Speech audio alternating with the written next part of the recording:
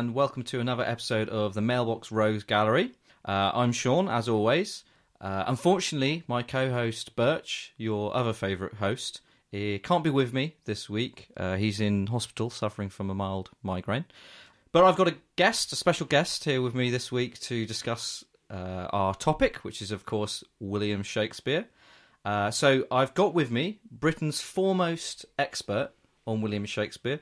He's also coincidentally called James Birch. Say hello, James. Hello, yes, it's nice to meet you. My name is also James Birch. Yeah, and actually listeners might be a little bit confused because you're probably not aware of this, but you actually sound exactly like the James Birch I usually do this podcast with. Is that right? Yeah, it's actually quite uncanny. But just for listeners, I know it might sound a bit confusing, but just remember that this James Birch you're going to hear for this episode is, as I say, Britain's foremost expert on William Shakespeare. Foremost? Yeah.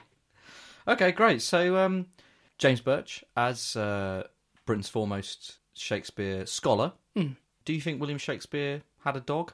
Do I think he had a dog? Well, there's many years' worth of research into whether he had a dog, and the evidence that I have found in my years as a scholar of William Shakespeare would lead me to believe that he likely did.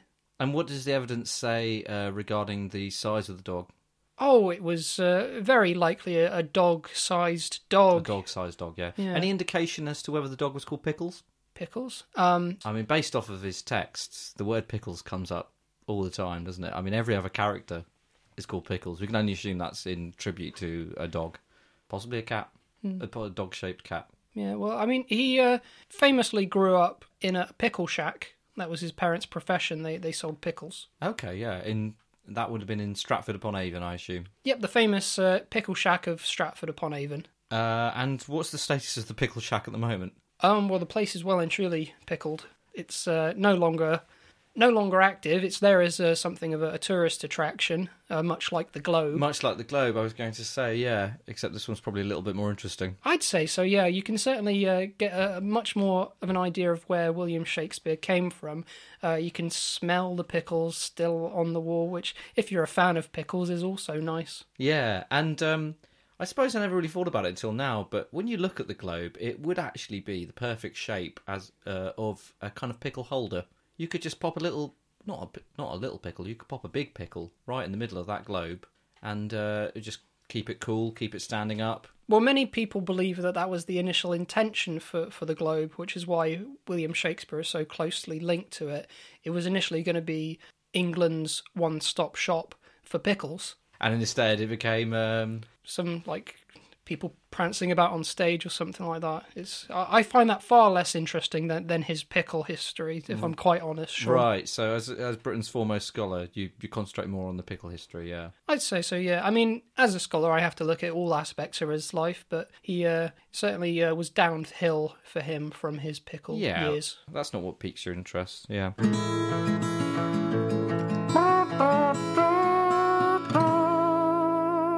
In his early days, as we've already mentioned, he was brought up in a world of pickles. His mother and father both sold them, and that's all he ate during his formative years. That's all he was given for food. That might explain a lot, actually. He's kind of, you see those portraits of him, he is sort of pickle-looking, isn't he? Very pickleless, yeah. Yeah. He's this big kind of dome-shaped head with a hell of a receding hairline, I must say. Not to put the man down. But certainly he is kind of rounded, like at the top of a pickle. Well, the reason for that, and also the reason why he decided to make his own name as a playwright, was one night essentially as a way for his mother and father to advertise the pickles. Sorry, one night as a wafer? He spent one night as a wafer? A wafer thin meat. Oh, okay. No, one night as a way for his parents to advertise the pickles a bit more. What they thought would bring people to see the pickle stand is if they started kind of surgically attaching pickles to young William Shakespeare, like how oddities and things like that were quite popular back in those days, like the pig-headed woman of Manchester Square. And what they were hoping to do was they were trying to get the pickle boy of Stratford-upon-Tyne. Stratford-upon-Avon. Stratford-upon-Avon. That's a very basic mistake for Britain's foremost scholar of Shakespeare to have made. I'm just seeing if you're keeping up. Yeah, okay, no, you're testing me, yeah. Okay, fair enough. Carry on. So, in his sleep, what they started doing was they started inserting pickles into him and also sewing some pickles on his skin, which is why he has quite a bulbous forehead. There's actually still about 3 or 4 pickles lodged in his skull. Times were quite different back then. I think these days it's frowned upon to insert pickles into people while they sleep. It was a long process, but eventually we kind of have overcome that as a nation, inserting pickles in people. Yeah.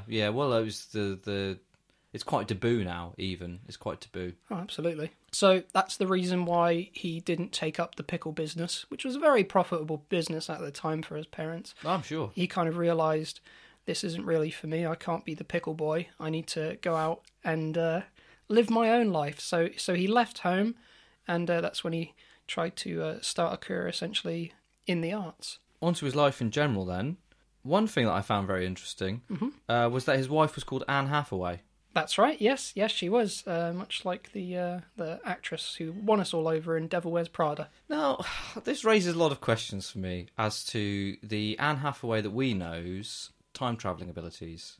I mean, you obviously know this as Britain's foremost scholar in William Shakespeare, but his wife really was called Anne Hathaway, and that's the same name as Anne Hathaway from Hollywood. Yeah, that's right. So, is she a time traveller? Well, I'm glad that someone's finally giving credence to the time travel theory, because a lot of people, less scholarly than I, seem to think... And you are Britain's foremost scholar in William Shakespeare. Foremost.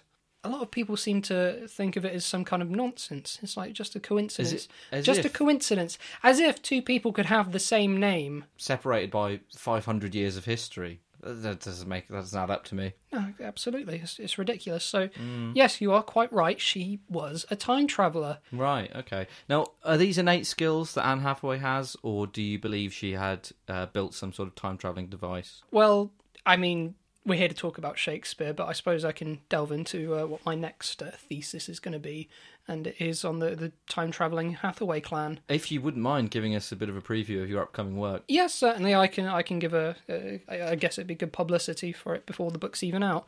So basically, I have this theory that the Hathaways have been travelling through time, changing the course of history, as it were. With Anne Hathaway, the reasons were clear as to why she'd want to marry William Shakespeare. She was an aspiring young actress. Yeah. And who better to work with than the single greatest writer in English history? So, as Britain's foremost expert on Shakespeare, that's a claim that you will make, that he was the best writer to come out of this country. That is a claim I will make. Anyone who disagrees with me, I'll punch him in the eyes. Okay, yeah, and you're known for following through on your word there. Oh, the amount of people I've blinded. Blinded? Wow, okay. Very hard punch to the eyes. Yeah, sounds like it. I was going to make some joke about how they must look quite cartoonish, like a panda, but actually it sounds like quite a serious, grievous bodily harm that you're causing there.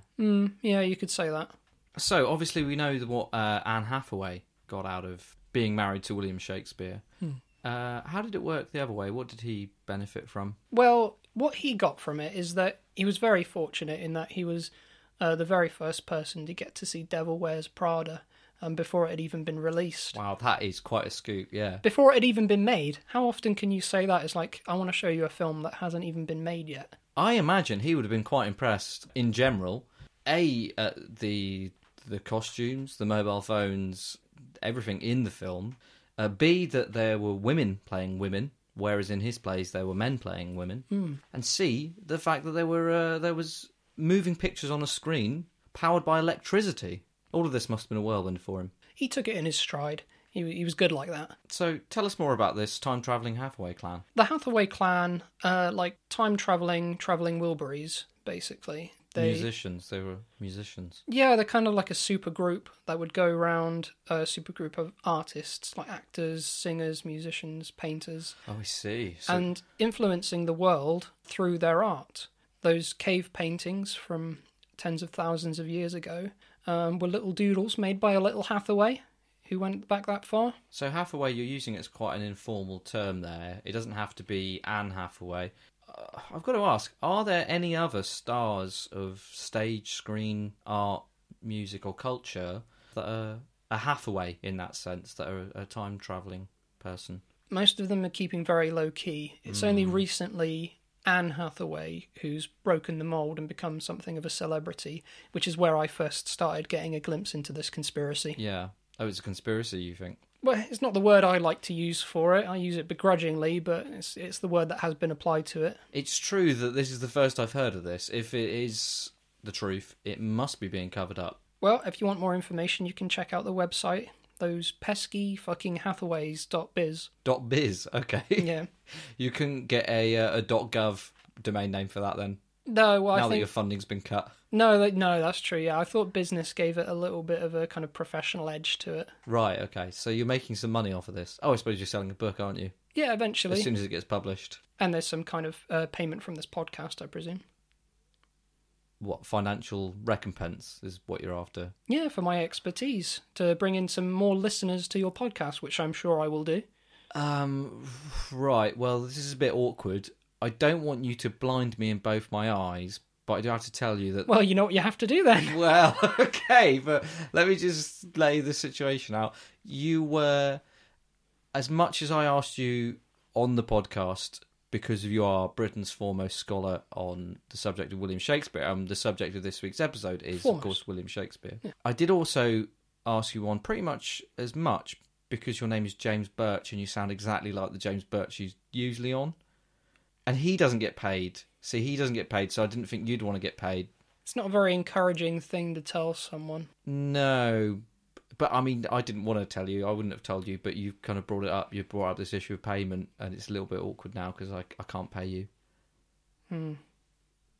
Well, I usually just give the other James Birch a Kinder Egg, but he likes the puzzles, see. I say puzzles, they're not puzzles, they're just toys, but he really struggled to put the last one. He couldn't work out how to put the toy together or really what it did. It was a puzzle for him. But I don't have any Kinder Eggs this week because I knew that the other James Birch wasn't going to come, so I didn't pick any up. We'll talk about the payment later. We'll carry on with the discussion. Right, you're clenching your fists and you're sort of like, yeah, I don't like the look of that. You're looking quite... yeah, we'll talk about it afterwards. Okay, yeah, that's fine by me. So, just going back to these time-travelling celebrities... Yeah. You've done the research, so I'm going to pitch someone that has cropped up in my eyes as someone who might be one. Leonardo DiCaprio. 100% a time traveller. Right, because his name sounds a lot like Leonardo da Vinci, doesn't it? Exactly, yeah. Yeah, there's most of those syllables are the same. Yeah, I did wonder. I mean, what baffles my mind that people don't seem to realise is that there is footage of him over 100 years ago. Really? Yeah. It was one of the first things that kind of people saw of him. It was this film labelled Titanic, this documentary, and you can clearly see that's him there on the Titanic. I've seen some of this footage. It does look exactly like Leonardo DiCaprio who lives in this day and age. Well, it even says on the video box, it says his name on there. Yeah, there's a picture of him on this video box, yeah. Yeah, that is fascinating, actually, because that was filmed in, 1916, if I'm not mistaken? 1912, I believe, the Titanic. Okay, so that was filmed in 1912, and, that over 100 years ago, and he looks practically the same. Exactly, but, I mean, what baffles my mind is that at the end of this this video, he very clearly dies. So that's why I'm kind of wondering, is this towards the end of his timeline? Or is this some kind of... Right, so you're thinking the DiCaprio we know in this day and age travels back to die on the Titanic, basically. Yeah, so the one who dies on the Titanic is a later version of Leonardo DiCaprio. The one we know and love now, who's in all these wonderful movies, he's yet to drown. Right, okay. God, it must be tough for him to know what's in store. You think you just wouldn't time travel back to 1912, wouldn't you? Yeah, I know, but at the same time, one thing I found with my studies in time travel is that there is a set path that everyone, whether they want to or not, will take. Are you telling me that destiny is a very real thing? I'm telling you that destiny is a very real thing. Okay. Well, I've got to find out. I've got to find one of these time-travelling celebrities and find out what my destiny is. So his first play that he wrote, and he did this with a bunch of friends, it was just him and a couple of ragtag mates that he knew on the streets. Just a group of crazy kids from Stratford-upon-Avon. Just 3 crazy kids from Stratford-upon-Avon. And so the 3 of them put together this play on a whim, and it ended up becoming massive. And that play was called The Biker Mice from Mars. Oh, wow. Oh, okay. And what was that about? It sounds fascinating, I will say. Oh, it's incredible. And sadly, one of his lesser-known plays as well. Yeah, I'm not sure I've heard of it. Well, yeah, it was his first play, so that could very well be why it has been lost to time. But I have found a manuscript of the original play, and I have to say it is fantastic.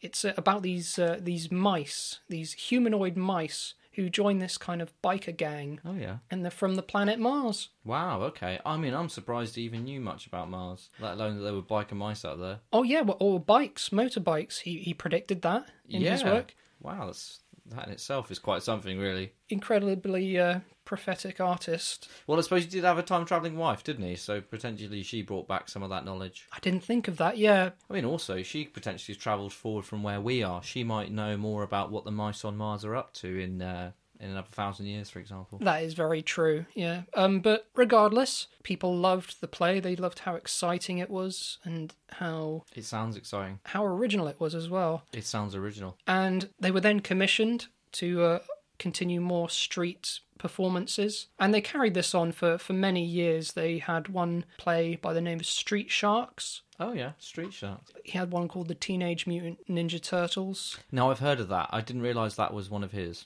That was one of his, yep, that's right. He had one called Transformers. He-Man and the Masters of the Universe. Yeah, no, I've heard of that one too. Wow, he has quite a portfolio. Some of these, you might be aware, were actually turned into 90s children's cartoons.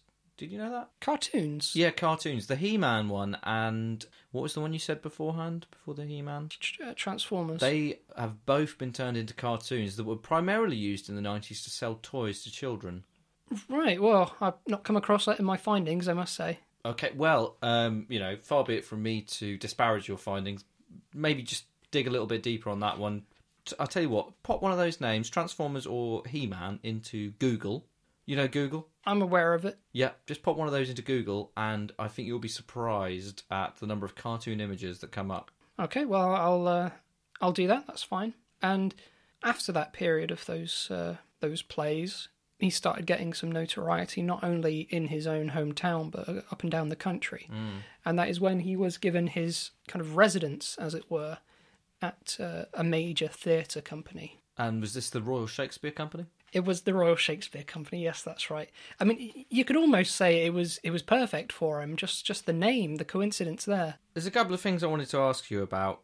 So there were, in the history that maybe you're a bit more familiar with, but me, the average Joe, doing a little bit of reading online, there's 2 periods of what are called Shakespeare's lost years. So from 1578 to 1582, he kind of disappears from all historical records. Any theories as to what he might have been getting up to during that 4-year period? I have more than theories. I have hard evidence that can tell you exactly where he was during... I'm keen to hear it. I'm so keen to hear it, I'm willing to interrupt the end of your sentence. Basically, you have to bear in mind that during these lost years, he'd already been quite prolific as a writer, and he did just end up burning himself out with all this writing. So what he ended up doing was he said, right, that's it. I've had enough of this. I'm going to put all of the writing behind me, and for a few years, I'm going to go away and I'm going to live as someone else. I'm going to live another life and try and find out who I truly am. Right, okay.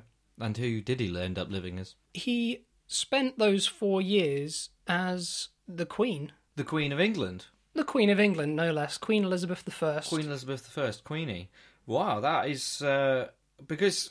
You'll know, of course, he did actually have some chops as an actor as well as a writer, as an author of plays. He did. Yeah, he must have been very convincing. I mean, of course, back in Shakespearean times, Elizabethan times, there weren't any female actors. It was men playing women. So potentially he took that and turned it into a truly fantastic performance. But it was more than a portrayal, really. I mean, those were really the big years for Queen Elizabeth I, and we have William Shakespeare to thank for that. Well, just another one of the many things we have to thank him for. I know it's a little bit off topic, but it makes you wonder about our current Queen Queen Elizabeth II, whether she might just be a man in drag. Well, I have no doubt in my mind that that's Andrew Lloyd Webber. Wow, okay. Well, maybe that's something I can pick your brains on after we finish recording this episode, because that is a fascinating prospect. Another time. Another time, yeah. Okay, so that's you seem pretty definitive on what he was doing between 1578 and 1582. Well, you have to remember, Sean, I am the foremost expert on William Shakespeare. Yeah, the foremost expert. Foremost. Yeah. So he then appears again, as you know, in public record between 1582 and 1585, but he disappears again. 1585, 1592. Bit of a longer stretch this time, 7 years. That's right. What do you think he was doing then? Well, initially when he'd changed his identity and became the monarch of the country, he was trying to find out who he was. And he soon realised that all that he was really doing again was playing a part, hiding who he truly was by pretending to be someone else.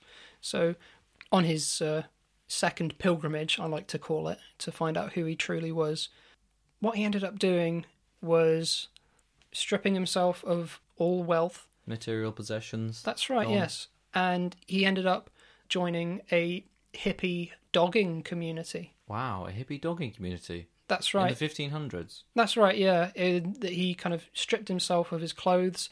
They just walked the hills, having sex with each other. And oh, so dogging definitely meant the same thing back in those days. Yeah, well, he of course invented a lot of words. He was the proponent for the word dogging. Right. Okay. Wow. That's not one you hear about so often. No. Oh. So they spent a lot of time just having sex with each other on the hills. That's some life. 7 years is quite a long time to do that, though. It is. It is. I'm not condoning what he did. I'm just a scholar of his life. I'm just reporting the facts here, and that's what he did for 7 years. Yeah, well, far be it from us here in the 21st century to judge the lives of those living 500 or more years ago. I could probably live on a hillside dogging for maximum 18 months. The idea of doing it for 7 years sounds quite daunting, but I suppose if he was doing it in a spiritual way to get his true self... Oh, it was only spiritual, yes. Of course, yeah. Well, you've got to respect him for that. I couldn't hack it, but you've got to respect him for that. He finally found out who he was, a sex pervert. He's very famous, of course, for writing many great plays and sonnets. What some people don't realise as well, the amount of words that he brought to the English language. I think it's estimated to be about 3,000 words that he introduced. It's incredible. And many, many swearing words as well. Yeah. All of which he basically invented to use against his wife. Anne Hathaway. That's right, yeah. Wow, okay. That's not very pleasant to hear. As foremost William Shakespeare expert, I must say that he was a bit of a twat at times. That's one that he used. That's a professional opinion, that he was a twat. Professional opinion, and whenever I do my lectures with the bright-eyed university students and all the freshers, when I go up there on the podium and speak, my first words are always the same thing. William Shakespeare was a bit of a twat. Okay, well, I'm interested to hear that, yeah. Would you like to just give us a bullet-pointed list of some of his most famous swearing phrases, swear words? Yeah, of course I will. Now, bearing in mind that these are things that he would use against his wife, he would say things like, "Oh, you dopey old twat." That's just so mean. That's Just horrible. very mean, Horrible, very mean. And she had no idea what he was talking about. He's making these words up. Yeah, I know. Well, that's the thing. He was might just as well have been talking French for all she knows. Cabbage fucker is one of his as well, isn't it? Cabbage fucker. You fucking cabbage fucker, Anne. The fuck are you doing? Yeah. State of your love. That was another one of his. Well, not a swear word, but he just... No, but a turn of phrase that he brought about. Like, she'd walk in the house, he'd, look at her. He's, holding his newspaper, got a pipe in his mouth, and he just looks at her, starts kind of shaking his head, goes, "The fucking state of you, love." Blimey. Yeah, horrible, man. Horrible. Another one of his, "You shit-eyed cock gobbler." That's particularly harsh. Yeah, there's a lot going on in that phrase. I don't know I don't know where I'm getting this from. Obviously, there's no context. Do you think that one might be one that he yelled at his kids as well as they come in tracking mud through the house? Yeah, I think They were initially meant for his wife, but he ended up just using them on anyone. Willy-nilly. Yeah. That was one of his as well, willy-nilly. Yeah, that's right. Any that you can think of, any kind of like popular swear words or swear phrases that you can think of that you use in this day and age? So, for example, one that I use probably every day, piss goblet. Is that one of his? That's one of his, piss goblet. Wow, okay. What he would do, there was a little bit more to it. I'm not sure I want to know the story behind this one, but I get the feeling you're going to tell me anyway. Well, I am a scholar and a historian. I'm here to teach. You're so here to tell the truth. I'm here to teach whether you like it or not. So here's what the origin of that was. Basically, he would literally piss into a goblet, right? And she'd be sat down, Anne Hathaway, reading a book, and he'd just kind of throw this goblet over her head, and then he'd kind of like go up to her really close while she's still kind of like soaked in his piss, and he'd go, piss goblet, like that. Oh, that is terrible. That was a sociopath. Another one of his, come rag Billy Goat. Oh, that seems so specific as well. Mm. There's no vagueness or generality to that. Bell End Doppelganger, that was another one of his. Now that it has a very practical application, though. Certainly in these days, the world of criminal profiling, a bell end doppelganger is a phrase that's thrown around quite a lot. That's right. It is a form of detective work these days. Well, it's what they do with people who have been accused of public nudity or public indecency. Is they'll do like a police lineup, but they'll just have all the dongs out, they'll have all the bell ends out, and then obviously try and figure out if there are any bell end doppelgangers. What they also do, similar to how you'd get kind of fingerprints, what they do is they cover the end of the knob in this black ink and then smear it all over a bit of paper. And that's usually how they kind of catch their culprit as well. I don't realise there that they're actually that's actually now become a fetish because of the people like to do things that are taboo. People like to do things that are taboo, don't they? They like to. I know all too well. Right. Okay. Well, we'll leave that conversation there. That's not one I want to have on record. Gingivitis ass clown. No, I'm not going to say that I understand that one, but I do like it. I can see myself using it quite a lot. Well, you have to remember, he wrote a lot of sonnets as well, so this kind of balladry and poetry was in him even with his insults. Yeah, because that one's quite flowery, isn't it? I like that. There is some poetry behind it. It's got a nice ring to it. Can you just say it again, please? Yes, certainly. Gingivitis ass clown. Yeah, that's nice. Poetry. Yeah, it rolls off the tongue, doesn't it? Okay, and we'll probably just leave that when it comes to swearing, but if you just want to quickfire a few swear words that he, if you do a little best of his swear words that he invented. Yeah, sure. Cheesy cock goblin, ass tickle monkey, butt plug hero, Svengali wank stain, Jesuit shit kicker, dirty tugboat captain, raven's anus, dirty finch fucker, and, of course, Furby. Which I think is probably the greatest insult of all of those. It was his last and his most damaging. So, I feel like we've covered... we talked about his beginnings, we talked about his career, we talked about his breaks from his career. Maybe we'll just round things off with Shakespeare by talking about his death. I was interested to know that he actually cursed his own grave. So I'll just read the inscription that he had written, which is on his grave. Mm-hmm. Good friend, for Jesus' sake forbear to dig the dust enclosed here. Blessed be the man who spares the stones, and cursed be he that moves my bones. It's spooky, isn't it? Very, very chilling. Yeah. And do you think there's some kind of witchcraft behind that? Do you think if we did actually go and dig up his bones now, he might come to life in some sort of zombie-like apparition and curse us or attack us? Well, I think... As Britain's foremost scholar of William Shakespeare. Foremost. I would say that his engraving and his epitaph were nothing more than empty threats of someone who, at that point in his life, was a pisshead. Okay. Do you fancy trying it? What, moving his bones? Yeah. Yeah, I'd be more than happy to. Yeah, I'm up for that. Okay, cool. Because actually, if we had his skull, we could probably prove some of your theories about his likeness to Elizabeth I. That's right, and we could remove a few pickles too. Yeah, that's true. Which I'm sure would only put him at rest. Yeah, he's probably been wandering this earth trying to get someone to take the pickles out of his head for centuries. Yeah. So if anything, it's really the best thing that we could do for him.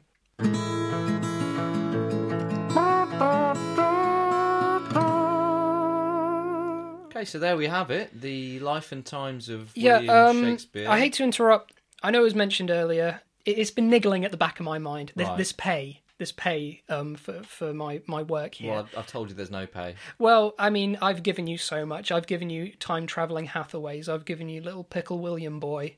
I've given you his plays. I've given you the ones no one knew about. I've given you his swear words. I mean, what more do you want from me? I get paid for lectures, you know. I'm a scholar. I'm a lecturer. And you expect me to do this for free? Well, there's no money to be made in podcasting, so I don't really know what you expect. I mean, I'm not going to deny that your contributions to this episode were grand and have helped greatly. You have a choice. My lawyers or my fists. My punching fists that I mentioned earlier in this podcast. Right. Okay. I feel like this is something we should talk about off air. Let me just sort of wrap this up. Why don't you wait outside? Okay, yeah, I'll wait outside. I'll go. I'll just wrap this up and practice on a punching bag, shall I? Yeah. Okay. See ya. Right. How the fuck am I going to get out of this one? I wonder if I could get out that window. Heyo. Oh, Birch, how are you doing? You feeling better? Yeah, much better. The doctors they swapped my brain over, so no more migraines. No more migraines. Wow. Okay. Yeah. But you feel okay? You don't feel much different? I feel mostly myself, yeah. I'm a bit numb on my right side, but other than that, I feel good. Wow, perfect. Well, I hope you don't mind, but I actually started the episode this week without you. I hope it's not a problem, you kidding? The amount of research I'd done for William Shakespeare. Well, I hope you're not too disappointed, but actually, I'm sure your research was great. I did manage to get hold of Britain's foremost expert on William Shakespeare. Foremost expert? Well, I got hold of him, yeah. That's fair enough, then. I can understand that. Was it any good? Yeah, I'll have to tell you about him. He's a bit of a character. All right, okay. He's actually called James Birch as well, would you believe? What a coincidence. That is this crazy coinky-dink. Well, you've come here just for the end of the episode. I'm just about to sort of wrap it up, really. Yeah, we can wrap it up. Okay, great. Well, thank you for listening to this episode about Will.i.am Shakespeare. If you've enjoyed it, you can get hold of us on Twitter at Mailbox Rogues. We're also on Facebook, Mailbox Rogues Gallery. You can email us at the Mailbox Rogues Gallery. mailboxroguesgallery@gmail.com. Thank you. You can listen to us on Podbean, on iTunes, and also on YouTube.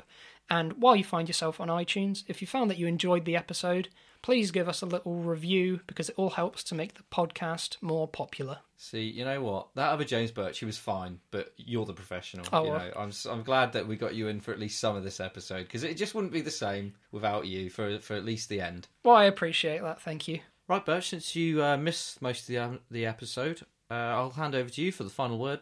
Well, to quote the man himself, all the world's a stage, which kind of makes sense because do you often get splinters in your feet? Yeah, I do actually. Everywhere I go. Yeah, like even when I'm indoors, outdoors, in a swimming pool, I seem to get splinters at the bottom of my feet. Wow, that's crazy. So it would make sense that it is a stage because stages are made of wood. I think we've got to get you back to hospital. Yeah, I'm feeling help. Maybe we get that brain sorted while we're there. Yeah. Okay. Right. Tune in next time, listener. Hopefully we've got Birch a new brain and some new feet. So goodbye. Yeah.